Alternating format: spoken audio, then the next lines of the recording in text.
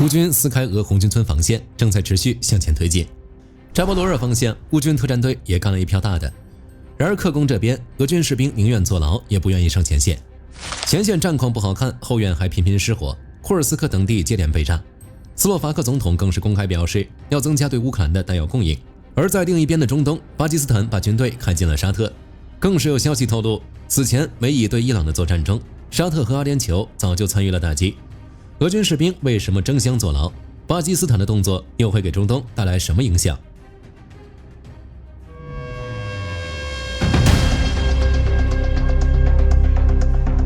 红军村一直以来都是战事的绝对焦点，俄罗斯投入了大量人力物力，想要彻底拿下这里，把它当成撕开顿涅茨克防线的桥头堡。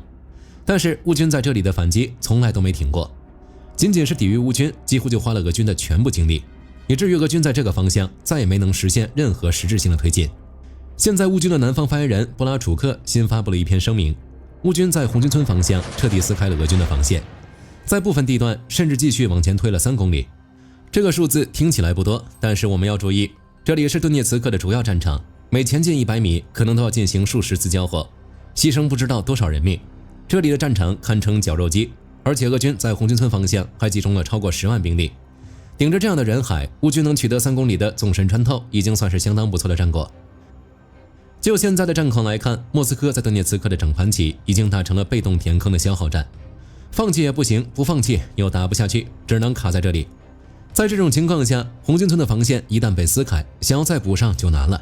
乌军继续推进就不算什么难事。布拉楚克也承认，目前的突破行动仍在进行中，所以现在对红军村的反击最多只能算一个开始，未来应该还有更多好消息。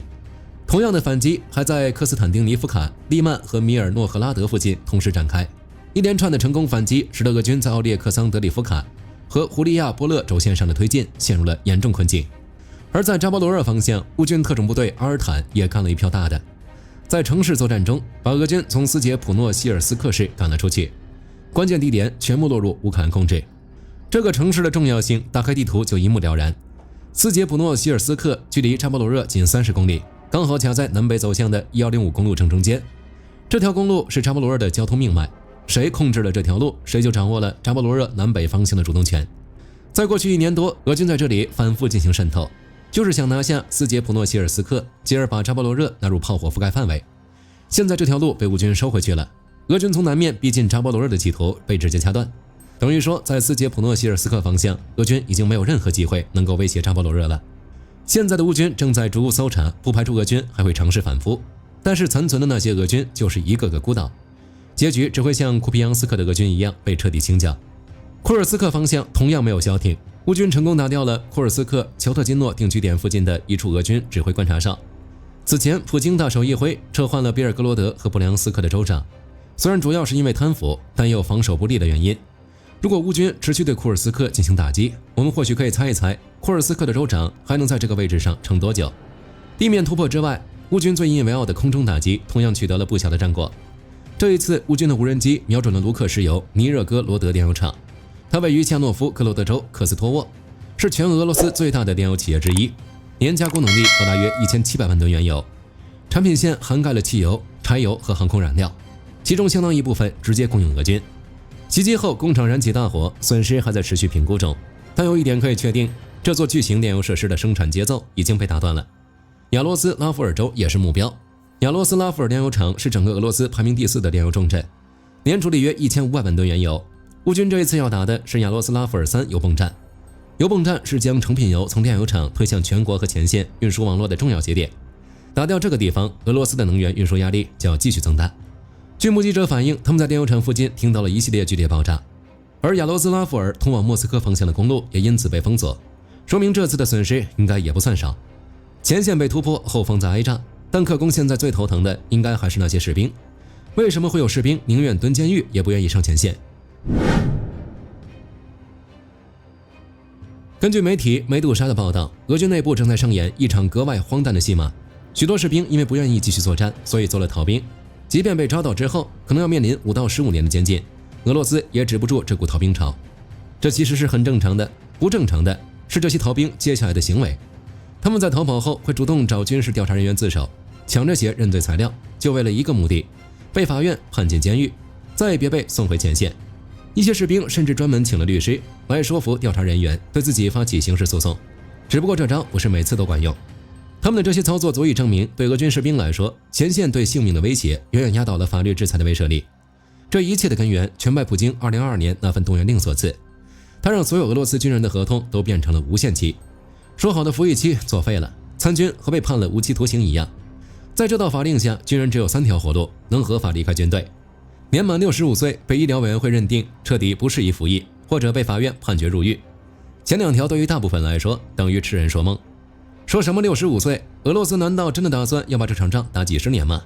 而且在前线当前线步兵的人有几个能活下去的，更别提活到65岁了。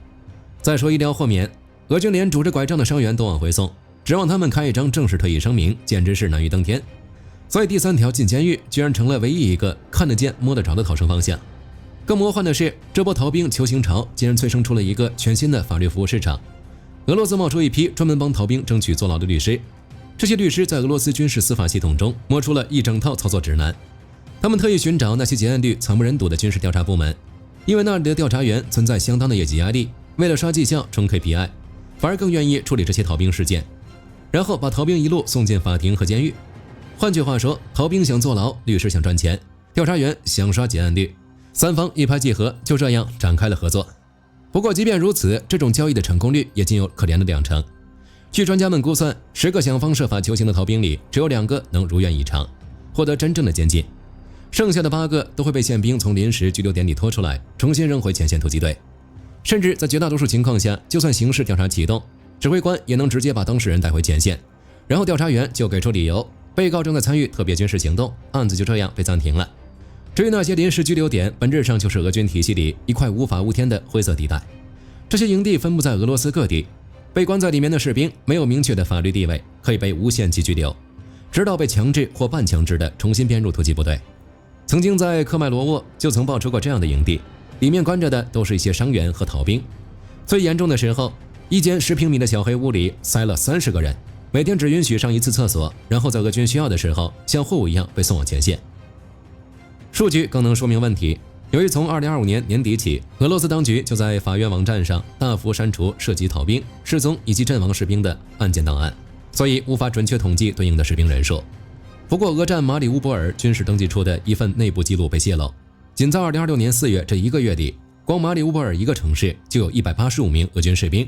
因为脱离部队上了通缉令，他们的面孔被印成告示，贴满了公交站、行政大楼和菜市场。这个数字乍一看不算多，但是我们要清楚一点，马里乌波尔训练营的兵力还不到俄军突击总兵力的10%，按这个比例往外推，全俄范围内擅自离队数字保守估计也在每年3万到4万起。更讽刺的是，逃兵其实远不止跑路这么简单，和逃兵相伴而生的是谋杀。自由欧洲电台旗下的北方现实网发布了一篇分析报告，从2022年到2026年4月，俄军逃兵案件中涉及谋杀和重伤致死的案件数量正在迅速攀升。2022年只有1人被定罪，到了2025年飙升到了86个人。截至2026年4月，总定罪人数已达144人。此外，至少还有25起相关案件正在审理中，这些还是能够追踪到的案件，不包括被删除的或者压根没有上报起诉的。不过，就这个数字趋势也能看出来，俄军的纪律体系已经烂透了。这就是现在的俄罗斯最讽刺的地方：逃兵想坐牢，囚犯想上前线，整个俄军哪里还是一支军队，分明是一座行走的监狱。一支军队沦落到这种地步，他的命运已经注定了，不是在战场上被击溃，就是在内部被自己人的恐惧和绝望瓦解。不过这是未来的事儿，摆在普京面前的是盟友圈的裂痕正在一步步扩大。斯洛伐克总统公然表示要增加对乌克兰的弹药供应，估计普京也头疼，斯洛伐克你们到底站哪边？斯洛伐克总统佩莱格里尼在布加勒斯特9国峰会上扔了一颗炸弹，斯洛伐克已经向乌克兰供应了数百万美元的弹药，而且这个数字还会继续增长。佩莱格里尼甚至大赞乌克兰，称其是现代战争经验最丰富的国家，说基辅可以给斯洛伐克军队当老师，教他们怎么武装自己。这些话从斯洛伐克总统嘴里说出来，分量绝对不简单，尤其是和总理菲科形成了鲜明的对比。菲科自从2023年重新掌权之后，面对乌克兰向来十分强硬，拒绝从国家层面军援乌克兰，批判欧盟制裁俄罗斯，和欧尔班一起在欧盟里当了许久的刺头。不过比起欧尔班，菲科明显精明得多。我们先看一组数据，斯洛伐克的国防工业已经占到 GDP 的近3%。自2022年以来，斯洛伐克的炮弹产量暴增了15倍。这些弹药卖到了哪里？谁需要海量炮弹？答案是明摆着的。这也能看出来，菲科嘴上喊不给军援，但他留了个门，从来没限制过商业武器出口，只不过以前多少还要遮掩一下，现在完全不装了，就是要增加给乌克兰的供应。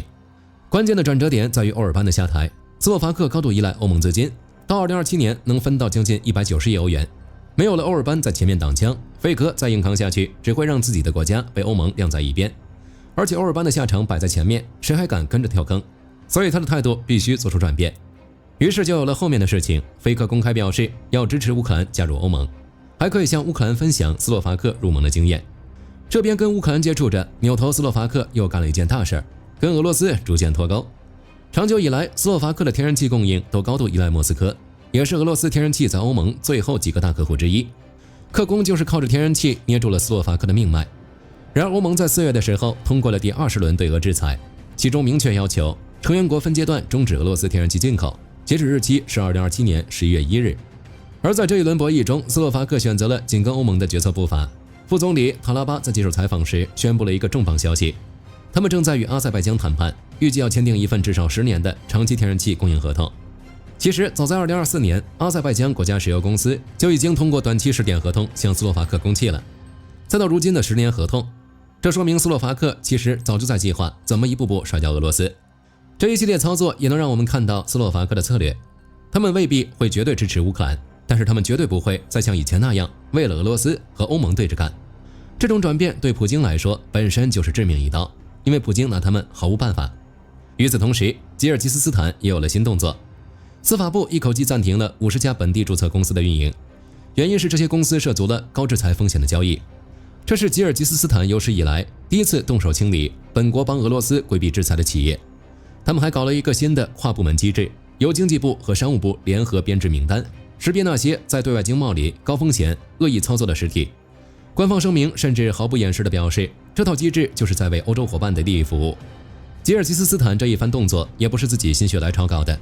此前欧盟直接禁止向吉尔吉斯斯坦出口数控机床和通信设备等军民两用产品，原因就是俄罗斯利用吉尔吉斯斯坦进行受限商品的中转，而吉尔吉斯斯坦不愿意加强边境管控，所以欧盟干脆动手了。在欧盟的压力之下，吉尔吉斯斯坦终于扛不住了，才有了这一次的行动。50家企业一刀切，全部暂停。这是比什凯克用行动向布鲁塞尔交出的投名状。我们要知道，对普京而言，吉尔吉斯斯坦一直算是比较铁杆的小弟，也是俄罗斯摆脱制裁的关键。结果没想到，在制裁的压力下，吉尔吉斯斯坦也开始动摇了。这不是什么背叛，而是一个最简单的道理：谁会把宝全压在一个打不赢仗的老大身上？普京的麻烦还没完，如果我们把目光移向中东，就会发现伊朗的处境好像更惨一点。最近刚爆出来消息，在美以联手打击伊朗的时候，沙特阿拉伯和阿联酋其实也动手了。战事一起，伊朗就对周边国家发起了无差别的报复打击，害得沙特阿拉伯、阿联酋、卡塔尔、科威特还有巴林这几个国家损失惨重。于是，在看不见的地方，沙特和阿联酋各自做出了反击。据路透社披露，沙特空军在3月下旬对伊朗境内发动了多次秘密打击，这是沙特在已知历史上首次在伊朗领土上采取军事行动。不过，沙特玩的这一招比较温和一点，在空袭之前，沙特先通过伊朗驻利雅得大使向德黑兰通报了相关行动，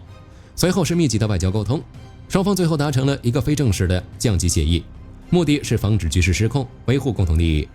效果也是立竿见影。路透社统计了沙特国防部的声明，然后发现针对沙特的袭击数量在3月25日至31日那一周还超过105次，但是到4月1日至6日的那一周就骤降到了25次。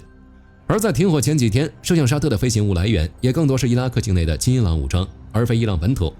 这表明德黑兰确实在对沙特收手，不过很明显，这个收手仅限于伊朗自己停手，至于别的什么武装动了手，那伊朗管不着。比起沙特，阿联酋就强硬多了。在整个战争期间，阿联酋一直秘密对伊朗实施军事打击，目标就包括位于波斯湾的拉万岛炼油厂。这个炼油厂遭袭是在美国宣布停火的时候，袭击造成了重大破坏，工厂的生产能力受到严重削弱。虽然阿联酋一直没有公开承认这些行动，也无法确定这些爆料的真假，但是按照伊朗这种处事风格，一言不合往邻居头上扔导弹，就算海湾国家能忍伊朗一时，也忍不了一世，迟早会被伊朗逼到动手。而让中东这盘棋变得更加扑朔迷离的一步是巴基斯坦的动作。巴基斯坦的军队已经开进了沙特阿拉伯。根据路透社的独家报道，巴基斯坦从4月初开始向沙特阿拉伯部署了约8000名士兵，还有一个完整的飞行中队，主要由约16架 JF-17战斗机组成，还有2支无人机中队和一套防空导弹系统。所有装备由巴基斯坦人员操作，资金由沙特阿拉伯提供。按照这个部署规模来看，这支部队完全具备一定的作战能力，目的也很简单，就是要直接支持沙特的军事防御。更重要的是，此前巴基斯坦在沙特已经进驻了数千人的部队，这一次算是额外增援。这一切背后的基础是巴基斯坦和沙特阿拉伯在2025年签署的战略共同防卫协定。根据该协定的核心条款，对任何一方的攻击将被视为对两国的攻击，双方有义务相互提供防御支持。据看过协议文本的消息人士透露，协议条款甚至允许巴基斯坦在必要时向沙特部署多达8万名士兵。巴基斯坦国防部长阿西夫此前还公开暗示，这项协议其实已经把沙特置于巴基斯坦的核保护伞之下。纵观巴基斯坦这些操作，一边往沙特派兵，一边当美伊战争的主要调停人，既巩固了与沙特的关系，又进一步提高了国际声望，基本上是稳赚不赔的买卖。问题就在于伊朗会不会配合巴基斯坦的斡旋。本期视频到这儿就结束了，各位觉得在巴基斯坦的调解下，伊朗会选择停战吗？欢迎在评论区留言，大家一起讨论。我是火力军，下期见。好的，各位观众朋友们，我们频道一直在聊真实的军事资讯和武器装备，后台也经常有朋友问，有没有值得推荐的入门级模型？今天就和大家分享一款近期接触到的产品。首先，它的外形还原度做得相当不错，比例准确，武器上的一些关键细节和标识也都有体现，材质也说得过去，拿在手上有不错的分量感。其次，它具备一定的可动性，对于理解基础操作原理有一定帮助，让它不仅是个静态摆件。综合它的做工和可玩性来看，价格确实比较亲民。对于想入门模型收藏，或者单纯想在桌上贴一个摆件的朋友来说，是一个性价比很高的选择。商品链接已经给你们上了，感兴趣的朋友可以自行了解。